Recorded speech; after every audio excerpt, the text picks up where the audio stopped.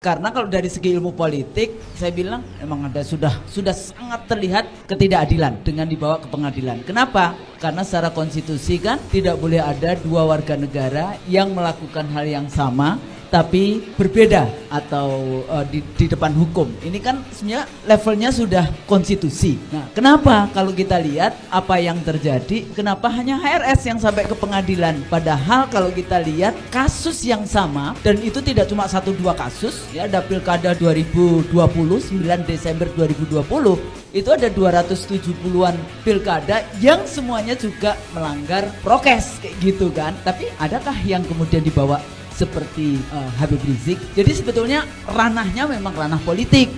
Sebetulnya kalau tadi pertanyaannya, saya mestinya jawab yang terakhir, apakah konstelasi politik dan sebagainya itu yang penting. Tapi pada dasarnya saya heran kenapa jadi putusannya ringan. Apa yang terjadi? Sudahkah ada perpecahan di istana? That's the point ya. Makanya saya suruh duluan Bu Husnul itu. Sudahkah ada itu? Atau istana sedang cuci tangan kayak gitu kan? Atau apa yang sedang terjadi? Dalam sistem demokratis, civil and political liberties, kebebasan sipil dan politik itu harus dihormati. Tapi dalam sistem otoriter itu bagaimana sebetulnya semua oposisi itu dihabisi, terutama interlocking to maintain their power in 2024. Apalagi di dalam konteks politik di Indonesia itu ada kenapa saya tadi katakan kok ringan, mestinya berat. Kenapa berat? Karena kan Habib Rizik dianggap mengganggu terus koalisi oligarki politik dengan oligarki ekonomi di Republik ini, misalnya kayak gitu kan, mengkritik. Kenapa? Karena DPR-nya sendiri sudah tidak berfungsi sebagai kontrol terhadap pemerintah. Nah, mestinya berat sampai kemudian 2024 supaya tidak mengganggu. Kok ringan? Tapi kan belum selesai.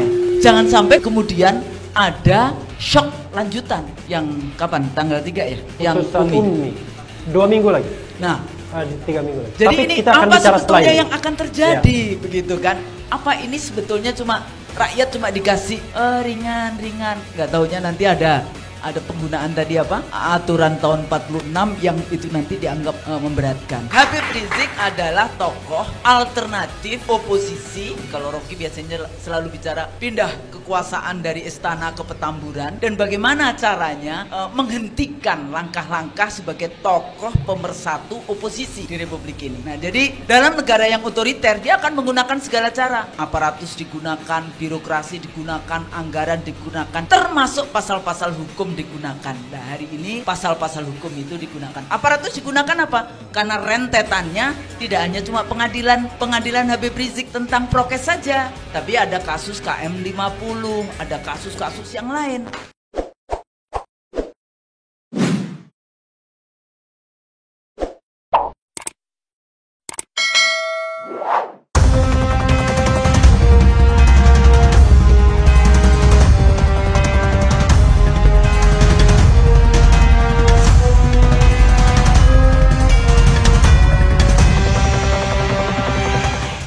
Karena kalau dari segi ilmu politik, saya bilang emang ada sudah sangat terlihat ketidakadilan dengan dibawa ke pengadilan. Kenapa? Karena secara konstitusi kan tidak boleh ada dua warga negara yang melakukan hal yang sama tapi berbeda atau di depan hukum. Ini kan sebenarnya levelnya sudah konstitusi. Nah, kenapa kalau kita lihat apa yang terjadi, kenapa hanya HRS yang sampai ke pengadilan? Padahal kalau kita lihat kasus yang sama, dan itu tidak cuma 1-2 kasus, ya, ada pilkada 2020, 9 Desember 2020, itu ada 270-an pilkada yang semuanya juga melanggar prokes kayak gitu kan. Tapi adakah yang kemudian dibawa seperti Habib Rizik? Jadi sebetulnya ranahnya memang ranah politik.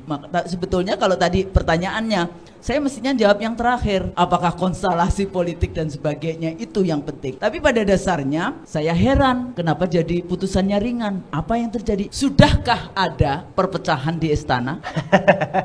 That's the point ya. Makanya saya suruh duluan Bu Husnul itu. Sudahkah ada itu?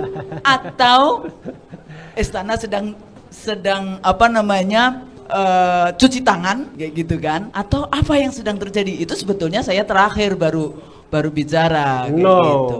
Dari sejak awal memang tidak pantas kasus Habib Rizik ini sampai di tingkat pengadilan ditahan seperti itu. Tapi kenapa saya tadi mengatakan kok ringan? Apa sudah ada perpecahan di istana? Nah, jadi intinya begini, dalam sistem demokratis, civil and political liberties, kebebasan sipil dan politik itu harus dihormati. Tapi dalam sistem otoriter itu bagaimana sebetulnya semua oposisi itu dihabisi, terutama interlocking to maintain their power in 2024. Apalagi di dalam konteks politik di Indonesia itu ada kenapa saya tadi katakan kok ringan, mestinya berat. Kenapa berat? Karena kan Habib Rizik dianggap mengganggu terus koalisi oligarki politik dengan oligarki ekonomi di Republik ini, misalnya kayak gitu kan, mengkritik. Kenapa? Karena DPR-nya sendiri sudah tidak berfungsi sebagai kontrol terhadap pemerintah. Nah, mestinya berat sampai kemudian 2024 supaya tidak mengganggu. Kok ringan?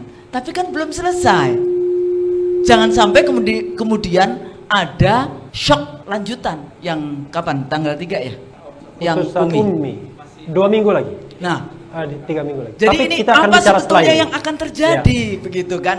Apa ini sebetulnya cuma rakyat cuma dikasih ringan-ringan, nggak taunya nanti ada penggunaan tadi apa? Aturan tahun 46 yang itu nanti dianggap memberatkan. Tapi intinya adalah semuanya ini kan sebetulnya kasus politik gitu loh. Jadi kalau kita hanya bicara tentang hukum, jadi coba dilihat dijelaskan dulu hukumnya itu apa. Makanya Bu kasusnya Husnul apa. diundang di sini untuk bicara perspektif politiknya. Jadi begitu, karena Habib Rizik adalah tokoh alternatif oposisi. Kalau Rocky biasanya selalu bicara pindah kekuasaan dari istana ke Petamburan, dan bagaimana caranya menghentikan langkah-langkah sebagai tokoh pemersatu oposisi di Republik ini. Nah, jadi dalam negara yang otoriter dia akan menggunakan segala cara. Aparatus digunakan, birokrasi digunakan, anggaran digunakan, termasuk pasal-pasal hukum digunakan. Nah, hari ini pasal-pasal hukum itu digunakan. Aparatus digunakan apa? Karena rentetannya tidak hanya cuma pengadilan Habib Rizik tentang prokes saja, tapi ada kasus KM 50, ada kasus-kasus yang lain. Jadi ini juga persoalan-persoalan yang memang secara politik ini pertanyaan kita semua, terutama Bung Rocky atau yang kemarin juga terlibat di 98. Kemana sebetulnya tujuan kita waktu itu reformasi ini? Apa kita going back again to the square one? Balik lagi ke authoritarianism? Atau kita melangkah? Atau demokrasi kita akan itu melangkah kemana? setelah ini, setelah break.